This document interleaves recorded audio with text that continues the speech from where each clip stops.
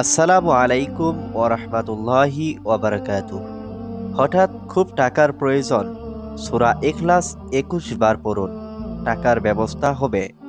আপনার যত টাকারই দরকার হোক না কেন, যখন আপনাদের টাকার প্রয়োজন হবে, সূরা ইখলাস ২১ বার পড়লেই আপনাদের কাছে টাকা চলে আসবে।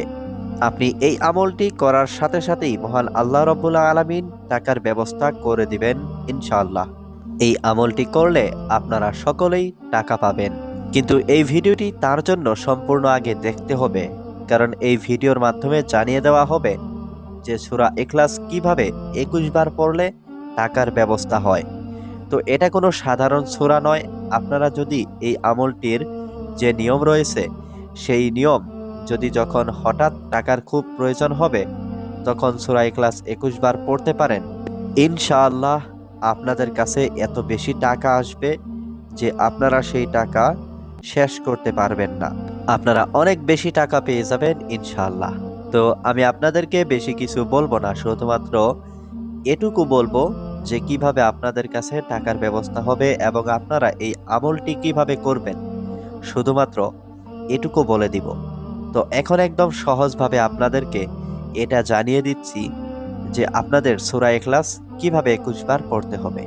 তো তার আগে আপনারা এখনো এই ভিডিওতে যারা লাইক দেননি লাইক দিবেন, আর আপনারা আগে থেকে চ্যানেলটি যারা সাবস্ক্রাইব করে রেখেছেন আপনাদের জন্য অনেক বেশি ভালোবাসা রইল। তো আপনারা এখনো এই চ্যানেলটি যারা সাবস্ক্রাইব করেননি তারা অবশ্যই চ্যানেলটি সাবস্ক্রাইব করে রাখুন, যাতে করে নতুন নতুন ভিডিও সবার আগে আপনি পেয়ে যান। এবার আসি আমলটি কে বা কারা কারা করতে পারবেন।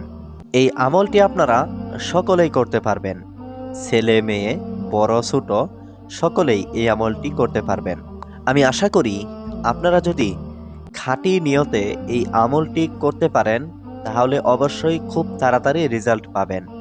এই আমলটি কোনো সাধারণ আমল নয়, এটা হচ্ছে সূরা ইখলাসের আমল। আপনারা জানেন সূরা ইখলাস পবিত্র কুরআন মাজিদের একটি ছোট সূরা, কিন্তু এর ফজিলত অনেক অনেক, যা বলে শেষ করা যাবে না। এই আমলটি করার জন্য আপনাকে প্রথমে খাঁটি অন্তরে নিয়ত করতে হবে বা খাস দিলে নিয়ত করতে হবে, এবং এই আমলটি করার জন্য অবশ্যই আপনাদের একাকী একটি জায়গা অথবা নিরিবিলি একটি জায়গাতে এই আমলটি করতে হবে। তো আপনারা অবশ্যই এরকম একটি জায়গা আগে প্রথমে সংগ্রহ করে নেবেন। তো আপনাদের হয়তো যখন টাকার প্রয়োজন হতে পারে সেটা দিনের বেলাতেও হতে পারে, সেটা রাতের বেলাতেও হতে পারে।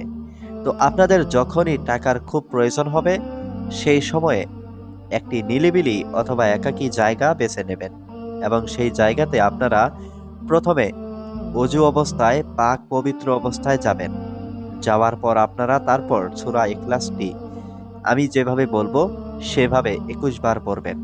তার আগে আরেকটা কথা বলে রাখি, সূরা ইখলাস এটা কিন্তু আপনি যদি দেখে দেখে এই আমলটি করেন তাহলে কিন্তু হবে না। এই সূরা ইখলাসটি আপনাকে খুব সহি শুদ্ধভাবে মুখস্থ করে তারপর আমলটি করতে হবে।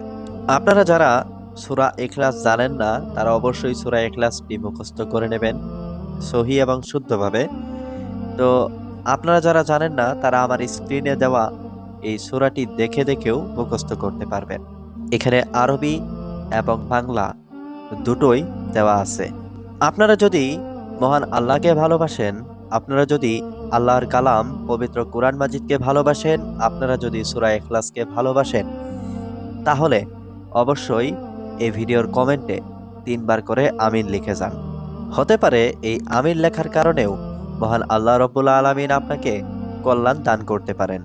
তো বন্ধুরা আসুন এবার আমি আপনাদেরকে বলবো যে এই আমলটি করার জন্য সঠিক নিয়ম আপনাকে কি কি করতে হবে। আপনাকে যেই জায়গাটির কথা বলা হয়েছে আপনি সর্বপ্রথম একটি নিরিবিলি জায়গা বেছে নেবেন এবং আপনি ওযু করে পাক পবিত্র অবস্থায় সেই জায়গায় পৌঁছাবেন। তারপর সেখানে আপনি প্রথমে নামাজের মধ্যে যেভাবে বসেন সেভাবে কেবলামুখী হয়ে বসতে হবে। আপনি সেভাবে বসার পর আপনি প্রথমে আউযুবিল্লাহি মিনাশ শাইতানির রাজিম বিসমিল্লাহির রহমানির রহিম পড়বেন। তারপর সূরা ফাতিহা আপনি পড়বেন। এই সূরা ফাতিহাটি আপনাকে পড়তে হবে মাত্র ৭০ বার। আবারও বলি, আপনি প্রথমে অজু করে পাক পবিত্র অবস্থায় সেই জায়গাতে পৌঁছাবেন এবং কেবলামুখী হয়ে নামাজে যেভাবে বসেন সেভাবে বসবেন।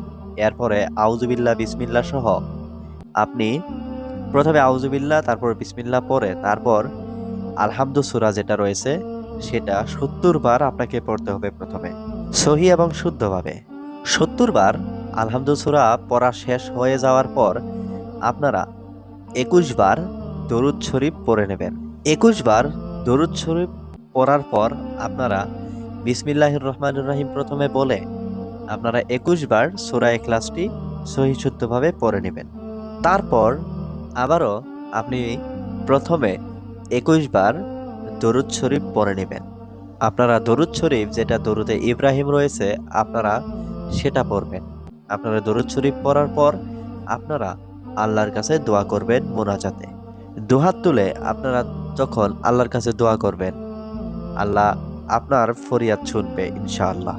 আপনাকে নিয়মটা আবারও বলছি, আপনারা প্রথমে অজু করে আপনারা একটা নিরিবিলি জায়গায় কিবলামুখী হয়ে নামাজের মধ্যে যেভাবে বসেন সেভাবে বসবেন।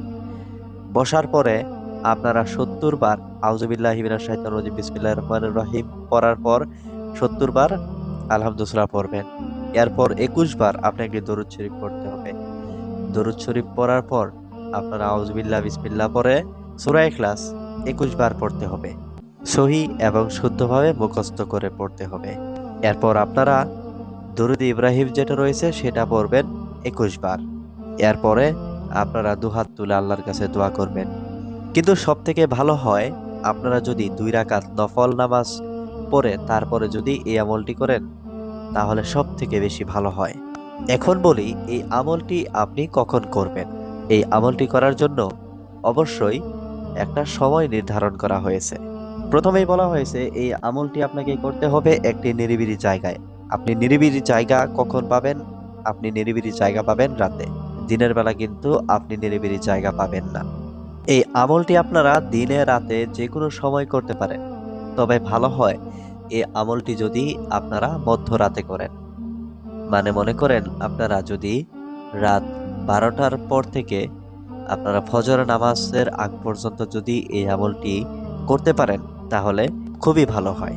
আমি যেভাবে বললাম আপনারা যদি ঠিক এভাবেই আপনারা নিয়মটি পালন করেন, ইনশাআল্লাহ মহান আল্লাহ রাব্বুল আলামিন চাইলে আপনাকে এত টাকা দিবেন যে আপনারা সেই টাকা শেষ করতে পারবেন না ফুরিয়ে। এখন বলি এই আমলটি আপনার কখন কাজে দিবে। এই আমলটি আপনি তখন করলে কাজে দিবে যখন আপনি মন থেকে আল্লাহওয়ালা হয়ে যাবেন। মানে মন থেকে আল্লাহকে ভালোবাসবেন, আল্লাহর হুকুম আহকাম পালন করবেন, আল্লাহ যে হুকুম দিয়েছে ৫ ওয়াক্ত নামাজ আপনি সময় মতো আদায় করবেন।